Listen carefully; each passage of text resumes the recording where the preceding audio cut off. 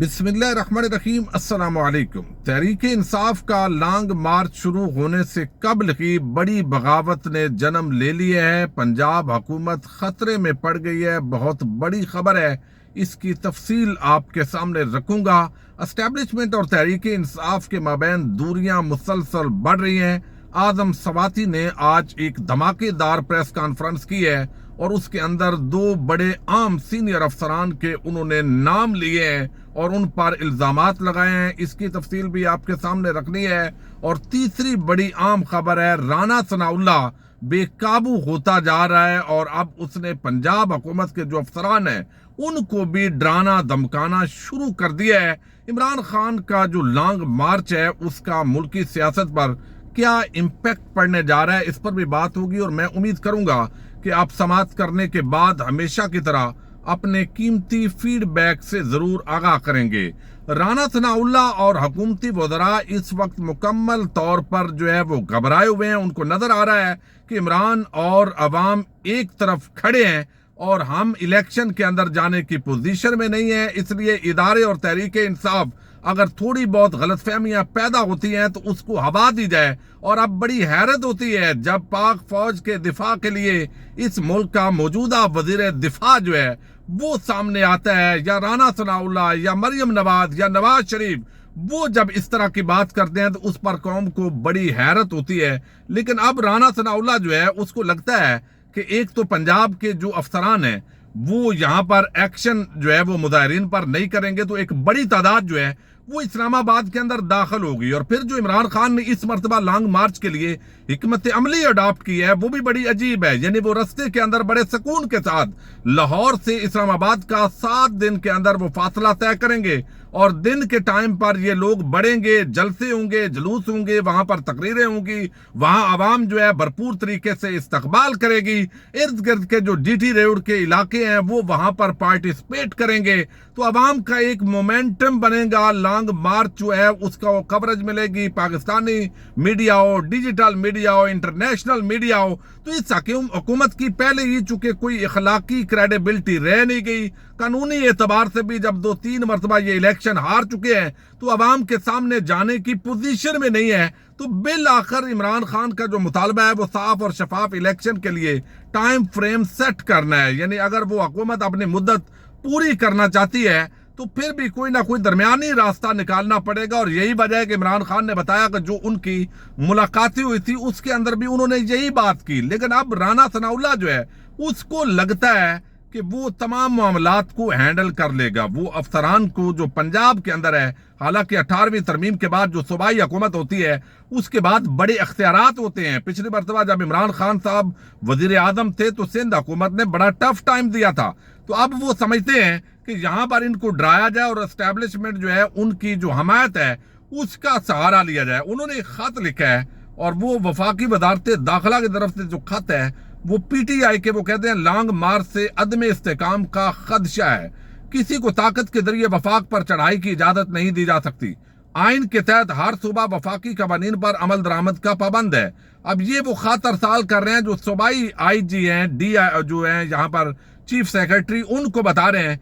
वो कहते हैं कि लॉन्ग मार्च जो है वफाक और सूबाई हुकूमतों को आइन के तहत इत्तेहाद का मुजाहरा करना चाहिए। आर्टिकल 148(1) के तहत हर सूबा वफाकी कवानीन पर अमल दरामद का पाबंद है। आर्टिकल 149(4) के तहत वफाकी जो हुकूमत है वो सूबों को हदायत दे सकती है। तो अब राना सनाउल्लाह जो है वो ये समझते हैं कि यहाँ पर जो है अगर उनकी मानी जाए मुजाहिरीन पर जो 25 मई को तशद्दुद हुआ था, इस तरह का एक माहौल पैदा किया जाए फिर तो जबरदस्त है। लेकिन अगर जो है वो यहाँ पर इस हुकूमत को जो लॉन्ग मार्च है उसको सिक्योरिटी देनी है, फैसिलिटेट करना है, तो ये उनके लिए बड़ी जो है वो आम मामला है और वो समझते हैं कि ये काम जो है वो नहीं होना चाहिए। अब इसलिए ये पूरी हुकूमत जो है इत्तेहादी हुकूमत वो घबराई हुई है। इस पूरी सूरत हाल के अंदर आज जलती पर तेल डाला है आजम सवाती ने।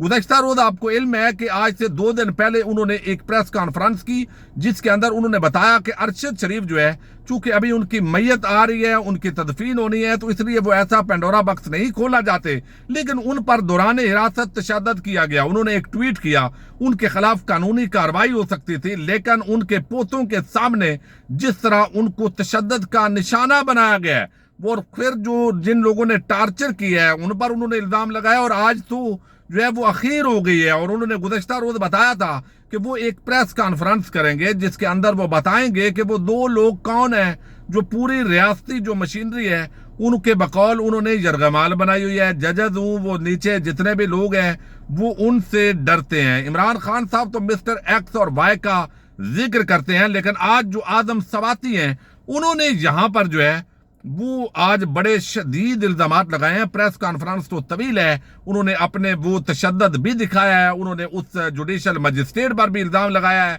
कि जिनको मैं दिखा चुका था कि मेरे ऊपर तशद्दुद हुआ है, तो उन्होंने भी इस पर एक्शन नहीं लिया। फिर उन्होंने पिम्स के हॉस्पिटल के जो डॉक्टर्स हैं उन पर भी उन्होंने बताया कि कैसे रिपोर्टें मैनेज की गई, और बताया गया कि सब वेल एंड गुड है, तो ये भी एक गेम है। फिर उन्होंने 2 अफसरान जो है उनका जो नाम लिया है, अब ज़हर है कल गुज़श्ता रोज DGISI ISPR की प्रेस कॉन्फ्रेंस और आज आदम सवाती की जो प्रेस कॉन्फ्रेंस है, तो ये मजीद तहरीक इंसाफ और मुख्तदर हलकों के माबैन जो ताल्लुकात हैं वो कशीदा होते जा रहे हैं। बहुत सारे लोग इस पर बात कर रहे हैं। तो उन्होंने बताया कि जो इदारा है, खुफिया इदारा, उसके अंदर चंद लोग इस मुल्क के स्याह सफेद के मालिक हैं। पाक फौज के सिपाहियों के खून की कसम, आपकी सफों के अंदर काली बेड़े हैं, और 2 नाम उन्होंने लिए हैं, एक मेजर जनरल कोई फैसल है और एक ब्रिगेडियर फहीम। वो कहते हैं मुझ पर बरना करके इन्होंने तशद्दुद किया, ज्यादती करने में ये मुलव्वस है, इनके फिल फोर इनको हटाया जाए, यानी इन लोगों के इस्तीफे का उन्होंने मुतालबा किया है। सेक्टर कमांडर है एक, और एक जो है वो मेरा ख्याल है कि वहां पर उनकी जिम्मेदारी है कोई, लेकिन लॉन्ग मार्च से कबल खान के खिलाफ जो है ये सारा मामला वो तो अपनी जगह है। तो ये चीजें यहाँ पर मैनेज हुई हैं, और ये आदम सवाती ने बड़े सख्त किस्म के मामलात किए हैं। अब इस पर क्या जवाब आता है, रद्द अमल आता है, वो जो भी होगा उसका हम इंतजार करेंगे। दूसरी तरफ जो है वो तहरीक इंसाफ को तोड़ने के हवाले से ये बहुत सारी खबरें गर्दिश कर रही थी, और इसके अंदर ये भी खबरें हैं कि जहांगीर तरीन, अलीम खान और कुछ लोग जो है उनको एक्टिव कर दिया गया है कि फौरी तौर पर जनूबी पंजाब से ताल्लुक रखने वाले कुछ अरकान पंजाब असम्बली को तोड़ा जाए, ताकि पंजाब से वजीर आला परवेज इलाही की हुकूमत खत्म हो, और वरना ये जो तहरीक इंसाफ का लॉन्ग मार्च होगा उसके बाद जो अगला माहौल है इलेक्शन का वो बनाने के लिए पंजाब हुकूमत और KPK हुकूमत अगर ये तहरीक इंसाफ के पास रहती है तो ये बहुत सारी खराबियों को जन्म लेगा। तो एक जहांगीर तरीन का पुराना साथी है और ये खुरम लगारी है। खुरम लगारी जो है उसने आज बगावत की है, और बाज़ाब्ता तौर पर जो है, चूंकि आपको याद होगा कि ये वो 1-2 वोटों से पंजाब हुकूमत बनी थी, अगरचे जो नून लीग के वोट थे पीपल्स पार्टी के मिलाकर उनमें 6-7 का फर्क था, लेकिन बहरहाल अगर जो दावे के मुताबिक दावा ये किया गया है, ये खुरम लगारी वही है जो पहले भी 1-2 मरतबा बगावत कर चुके हैं, लेकिन फिर अच्छे बच्चे बनकर ये शामिल हो गए थे, और लोटों का जो अंजाम हुआ है उसके बाद जो है वो यकीनी तौर पर लोटा बनना मुश्किल है, लेकिन मजबूरी भी है, और मजबूरी जो है वो ज़ाहिर है उनको कहीं ना कहीं से है, और वो जहांगीर तरीन से है, वो बाकी लोगों से है, तो वो ये सारी चीजें तो देखने वाली हैं। अब ये जो है तहरीक इंसाफ के रुकने पंजाब असम्बली खुरम लगारी जो है उन्होंने पार्टी का जो है वो छोड़ने का तो फैसला किया है, लेकिन साथ ही उन्होंने जियो न्यूज को बताया कि 5 अरकान असम्बली भी वो पार्टी छोड़ रहे हैं, और आज वो शाम को मुल्तान में प्रेस कॉन्फ्रेंस कर रहे हैं।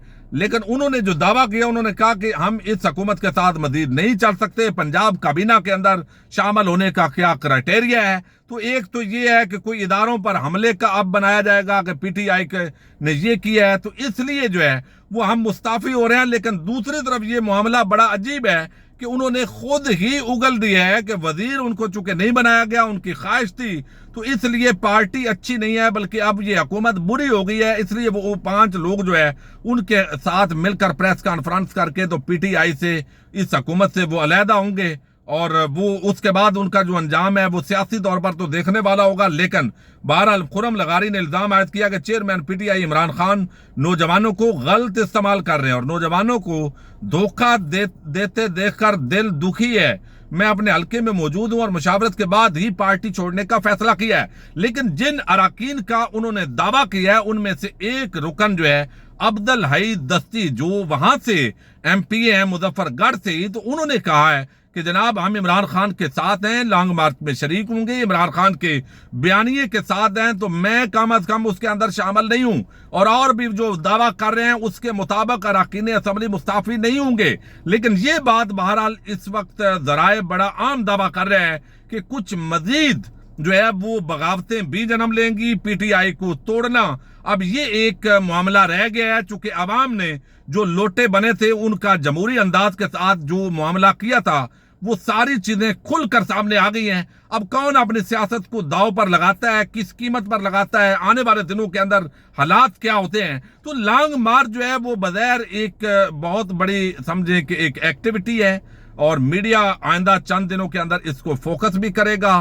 तो इमरान खान लंबे जो धरना है उसका इरादा नहीं रखते, उसके बाद भी एक जलसों की जो सीरीज है वो रखने का इरादा रखते हैं। तो अब अगर मुक्तदर हल्के और जो हुकूमत है वो इमरान खान के मुतालबे को इग्नोर करती है और दीगर हथकंडे इस्तेमाल किए जाते हैं, तो इससे मैं समझता हूं कि अवाम के अंदर मजीद नफरत पैदा होगी। फ्री एंड फेयर इलेक्शन ये जब तक नहीं होगा, मुझे नहीं लगता कि मुल्क के अंदर कोई सियासी इस्तेकाम आने की तवक्को है। तो मुल्क के अंदर सियासी इस्तेकाम आना चाहिए, मामलात आगे बढ़ने चाहिए। एक नई तकर्री है, अल्लाह करे ना करे कि ये मामलात मार्शल लॉ या गवर्नर राज या इस तरह के माहौल जो है उसको जस्टिफाई करके कोशिश की जाए कि इमरान खान को या तहरीक इंसाफ को कमजोर किया जाए। लेकिन तदब्बर और हिकमत के साथ तमाम फरीकैन को मुल्क की बेहतरी के लिए फैसले करने पड़ेंगे। इजाजत दीजिएगा, अल्लाह हाफिज।